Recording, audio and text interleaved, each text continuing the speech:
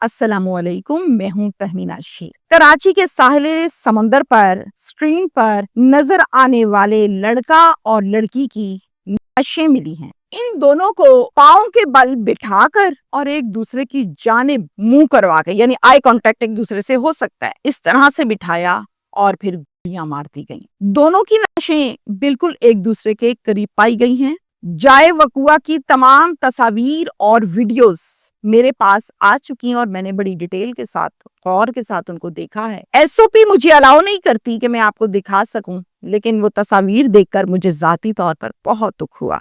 Karachi police जब इन दोनों लाशों की शनाख्त करती है तो उनको पता चलता है कि ये दोनों कराची से नहीं बल्कि गुजरांवाला से ताल्लुक रखते थे। इनके सिफाक कातिलों को भी पुलिस ने अपनी हिरासत में ले लिया है। ये केस बड़ा टेढ़ा मेढ़ा जिगजैग है और काफी पेचीदा भी है। अब तक की जो डिटेल्स आ चुकी हैं बकौल पुलिस के और फैमिलीज के, वो मैं आपके साथ शेयर करूंगी। ना सिर्फ डिटेल्स बल्कि विद डॉक्यूमेंट्स और फैक्ट्स एंड फिगर्स के साथ, ताकि आप लोग अपनी आंखों से उन तमाम डॉक्यूमेंट्स को जो आपको अपनी स्क्रीन पर नजर आएंगे देख सकें और पढ़ सकें। अब फैक्ट्स और डॉक्यूमेंट्स मैं शो इसलिए कर रही हूँ स्क्रीन पर चूंकि सोशल मीडिया पर इस खबर को तरोड़ मरोड़ कर अपनी मर्जी से ऐड करके मिर्च मसाले लगा के हकाइक को जाने बगैर पोस्ट किया गया और उसको वायरल किया गया। इसलिए डॉक्यूमेंट्स और फैक्ट्स बताना जरूरी है ताकि असल हकीकत जो मैंने जानी वो आपको पता चल सके। अब सवाल ये पैदा होता है कि लड़का और लड़की, इनका आपस में ताल्लुक क्या था? क्या ये मियाँ बीवी थे? क्या ये बॉयफ्रेंड गर्लफ्रेंड थे? क्या ये एक दूसरे के दोस्त थे? क्या ये यूनिवर्सिटी फेलोज थे? आखिर थे क्या? ये दोनों गुजरांवाला के रिहायशी हैं और लाशें इनकी मिली हैं कराची से। और सवाल ये पैदा होता है कि ये कत्ल गुजरांवाला में कोई करके इनको ठिकाने क्या कराची में लगा कर गया? नंबर 2, ये भी सवाल पैदा होता है कि हो सकता है गुजरांवाला से जिंदा यहाँ लेकर आए हों और यहाँ पर लाकर कर दिया, यानी कि कराची में। और ये भी हो सकता है कि ये पहले से कराची में मौजूद हों और वहीं पर आकर कत्ल कर दिया गया। तो ये सब जानना अभी बाकी है, जो आपसे हम शेयर करेंगे कि मामला असल में था क्या, कातिल कौन था, कितनी तादाद में थे और इस रंजिश, इस कत्ल के पीछे कहानी क्या है, यानी वजह अनात क्या है। अब मैं डिटेल स्टार्ट करती हूँ। ये वाकया जनाब बेसिकली तो कराची का है चूंकि लाशें वहां से मिली हैं, लेकिन इसका जो बैकग्राउंड है वो सारा मिलता है गुजरांवाला से। गुजरांवाला की एक बड़ी मशहूर तहसील है नौशहरा विरका। लालपुल अब्दुल्लापुर इलाके का नाम है, जहां पर एक फैमिली रहती है और फैमिली के सरबराह का नाम है मोहम्मद आसिफ साहब। मोहम्मद आसिफ साहब जो हैं, इनके 2 बच्चे हैं, एक बेटा है और एक बेटी है। बेटा उम्र में बड़ा है, नाम है उसका वकास और उम्र है उसकी 30 साल। बेटी का नाम है सना और बेटी की उम्र है 25 साल। इनके मोहल्ले में एक मसीह फैमिली भी रहती है। इस मसीह फैमिली के जो सरबराह हैं उनका नाम है आरिफ, और आरिफ जो है इनके 4 बच्चे हैं। इनकी 3 बेटियां हैं और एक बेटा है। बेटा जो है वो बेटियों से बड़ा है, यानी सबसे बड़ा है, और उसका नाम है साजिद मसीह। ये हो गई डिटेल्स इनकी फैमिली मेंबर्स की। अब आपको जैसे कि मैंने बताया कि सना का ताल्लुक है मुस्लिम फैमिली से, मुस्लिम घराने से, और साजिद का ताल्लुक है मसीह फैमिली से, क्रिश्चियन कम्युनिटी से। लेकिन ये दोनों एक दूसरे को पसंद करने लगते हैं। जब सना बाहर जाती है आती है, साजिद देखता है, और इसी तरह से एक दूसरे की अंडरस्टैंडिंग डेवलप हो जाती है और ठीक ठाक अंडरस्टैंडिंग हो जाती है। फिर मोबाइल के जरिए से इनका तकरीबन जितनी देर ये जागते हैं दिन में राब्ते में रहते हैं। हर छोटी से छोटी और बड़ी से बड़ी चीज आपस में ये शेयर करते हैं। 15 जुलाई को वालिदैन और भाई जब सुबह में उठते हैं तो देखते हैं कि सना अपने कमरे में और पूरे घर में कहीं भी मौजूद नहीं है, गायब है। भाई देखता है कि घर पर सना नहीं है, ढूंढता है, वालिदैन ढूंढते हैं, कहीं नहीं मिलती, तो सीधा रुख करते हैं थाने का। कत्ले आली थाने का नाम है और ये गुजरांवाला का बड़ा मशहूर थाना है और बहुत बड़ा थाना है। यहाँ पर जाता है भाई रात के 9 बजे और फिर एक पर्चा दर्ज करवाता है नामजद। इस पर्चे का मतन ये बताता है, उसमें ये लिखा जाता है कि मेरी बहन चचा के घर जा रही थी कि रास्ते में इसको साजिद नाम के मुलजिम ने, जो कि मसीह है, और इसके साथ एक एहतशाम था, ये दोनों कैरी डिब्बे पर आए। जबरदस्ती मेरी बहन को कैरी डिब्बे में अपने बिठाया और उस कैरी डिब्बे में ऑलरेडी 2 नामालूम लोग भी मौजूद थे और ये मेरी बहन को हरामकारी की गर्ज से अगवा करके लेकर चला गया है। बराए मेहरबानी हमें इंसाफ दिया जाए। حقیقت میں دونوں ایک دوسرے سے پیار کرتے تھے اور ثنا اپنی مرضی سے رضامندی سے بھاگی تھی۔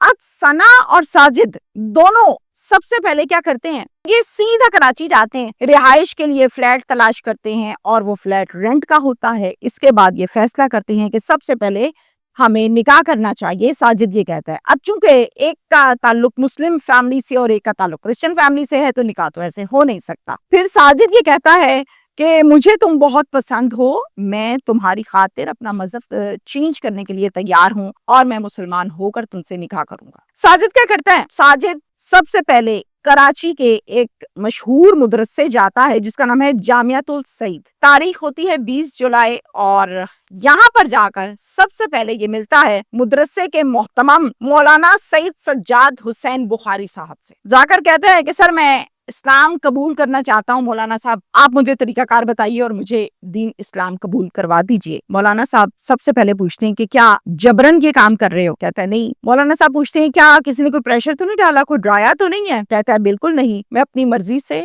اپنی رضامندی سے اور اپنے دل سے اسلام قبول کرنا چاہتا ہوں۔ مولانا صاحب کہتے ہیں اس سے اچھی بات تو کوئی ہو نہیں سکتی، چلو پھر کلمہ پڑھو۔ اور پھر ظاہر وضو کرانا، کلمہ پڑھانا، سمجھانا، یہ سب کچھ مولانا صاحب کرواتے ہیں اور پھر ساجد مسلمان ہو جاتا ہے۔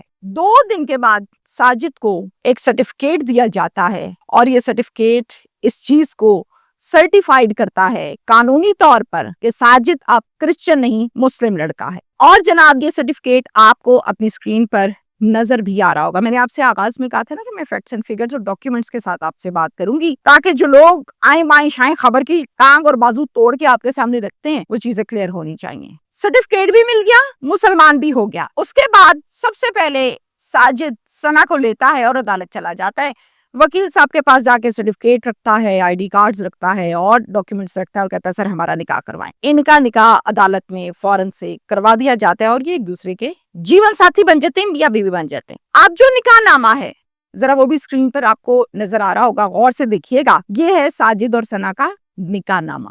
اس نکاح نامہ میں حق مہر کی رقم 50,000 روپے مختص کی گئی اور یہ نکاح بھی 22 جولائی کو ہوا تھا۔ اب یہ دونوں ذہنی طور پر فل مطمئن ہو گئے کہ ہم نے قانونی طور پر کوئی غلطی نہیں کی اور یقیناً میں اب مسلمان بھی ہو گیا ہوں اور یہ میری بیوی ہے، نکاح ہو گیا، سب معاملات ہو چکے۔ 28 جولائی کی صبح 7 بجے کراچی کا علاقہ ہے کلفٹن، وہاں پر ساحل سمندر کے بالکل قریب ہے چائنا پورٹ۔ وہاں پر آتے ہیں چند مزدور جن کی وہاں پر ڈیوٹی ہے۔ وہ جب وہاں پر آتے ہیں اور آ کر دیکھتے ہیں کہ یہاں تو لاشیں پڑی ہوئی ہیں، 2 لاشیں ہیں۔ مزدور سب سے پہلے پولیس سے رابطہ کرتے ہیں اور ان کو بتاتے ہیں، کال کر کے اطلاع دیتے ہیں۔ متعلقہ تھانہ بنتا ہے بوٹ بیسن اور یہ کراچی میں واقع ہے۔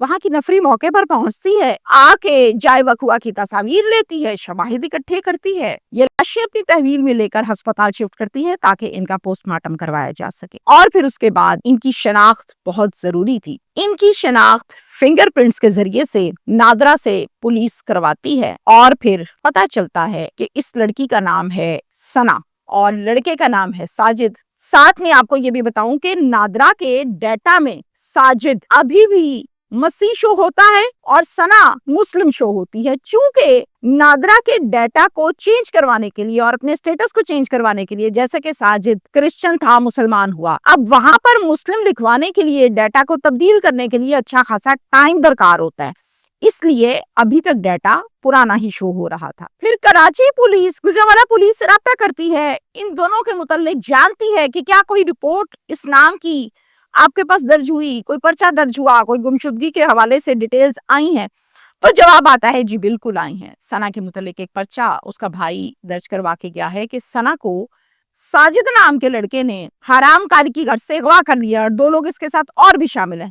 یہ ہمارے پاس پرچہ ضرور درج ہوا ہے اور اس پرچے کا مدعی ثنا کا سگا بھائی ہے۔ جب پولیس ساجد کا نام سنتی ہے اور ڈیٹیل سنتی ہے تو پولیس کو ساری بات سمجھ آ جاتی ہے کہ یہ پرچہ جو اغوا کا درج کروایا گیا ہے اصل میں یہ پرچہ گول ہے، یعنی پولیس کی آنکھوں میں دھول جھونکی گئی ہے۔ حقیقتاً یہ دونوں اپنی رضامندی سے گجرانوالہ سے کراچی آئے تھے۔ یہ معاملہ اغوا کا نہیں بلکہ پسند کی شادی کا ہے۔ اب اب کراچی پولیس کیا کرتی ہے؟ کراچی پولیس کہتی ہے لگتا ہے کہ غیرت کے نام پر ان کو قتل کیا گیا ہے، اور عمومی طور پر غیرت کے نام پر ہمیشہ لڑکی کی فیملی قتل کرتی ہے۔ تو یہاں پر بھی ثنا کی فیملی کی جانب سے یقیناً یہ کام ہوا ہے۔ تتلیالی تھانہ ہے گجرانوالہ کا، وہاں کی پولیس فوراً ثنا کے گھر جاتی ہے اور وہاں سے گھر پر موجود سگا بھائی وقاص اور اس کے ساتھ 3 اور لوگوں کو اپنے پاس تھانے لے آتی ہے۔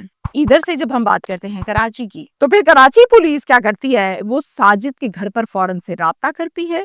والد صاحب کا نام ہے عارف، اور عارف مسیح کو یہ کال کرتے ہیں، کال کر کے ساری بات بتاتے ہیں کہ ساجد جو ہے اس کی لاش یہاں کراچی کے کلفٹن سے ملی ہے، وصول کر لیجیے آ کے۔ ساتھ میں آپ کو یہ بتاتی چلوں کہ اتنی ہی دیر میں جو پوسٹ مارٹم کروایا گیا تھا اس کی رپورٹ بھی آ جاتی ہے، اور پوسٹ مارٹم رپورٹ یہ بتاتی ہے، اس پہ یہ درج ہے کہ دونوں کی گردنوں پر سر کے پچھلے حصے والی سائڈ سے گولی مار کر ان کو قتل کیا گیا ہے، یعنی کاز آف یہ ہے۔ ڈاکٹرز یہ بھی بتاتے ہیں کہ دونوں لاشیں پرانی نہیں ہیں، 4 سے 5 گھنٹے صرف پرانی ہیں، یعنی تازہ لاشیں۔ 29 جولائی کو کراچی پولیس گجرانوالہ جاتی ہے اور وہاں سے وقاص اور اسی گھر میں وقاص سمیت 3 اور لوگوں کو اپنی تحویل میں لے کر کراچی آ جاتی ہے تفتیش کرنے کے لیے۔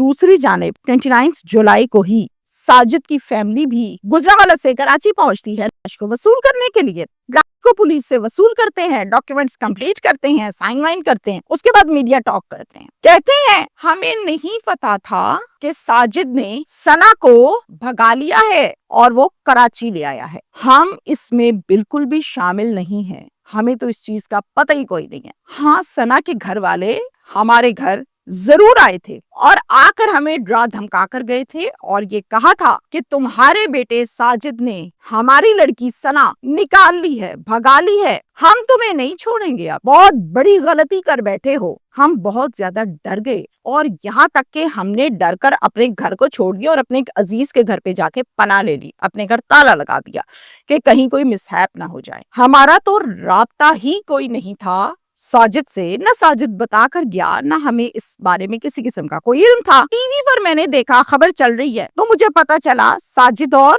ثنا کے متعلق، پھر مجھ سے پولیس نے رابطہ کیا کہ آ کر اپنے بیٹے کی لاش لے جائیں، ہم یہاں پر لاش لینے کے لیے آئے ہیں، لاش ہم نے لے لی اور آپ سے ہم گفتگو کر رہے ہیں۔ اس کے علاوہ اس کیس میں ہمارا کوئی کردار نہیں، نہ ہم جانتے ہیں۔ پولیس نے وقاص سمیت 3 اور لوگوں کو جو اپنی تحویل میں لیا کہ ان سے تفتیش کی جائے، کلیریفائی کیا جائے کیس کو، وہ شک کی بنا پر لیا۔ اب میں آپ کو یہاں پر بتاؤں کہ تفتیش اور معلومات جو لی جائیں گی اس سے علم ہوگا کہ معاملہ مزید آگے کہاں تک بڑھا، کون کتنا سزاکار ہے، کون کتنا جرمدار ہے۔ اب سوال تو یہاں پر بہت سے ہونا باقی ہیں، اس کیس کو سالو ہونا باقی ہے، یہ ابھی سلجھا نہیں ہے، گتھیاں الجھی ہوئی دکھائی دیتی ہیں اس کیس کی۔ کون ساحل سمندر پر لے کر گیا ساجد اور ثنا کو؟ نمبر 2، گولی کس نے چلائی؟ ساجد اور ثنا کی گردن میں جو ماری گئی۔ نمبر 3، بندوق کون سی استعمال ہوئی؟ نمبر 4، گاڑی کون سی تھی جس کو استعمال کیا گیا، یا اگر بائک کو کیا گیا تو وہ کون سی تھی،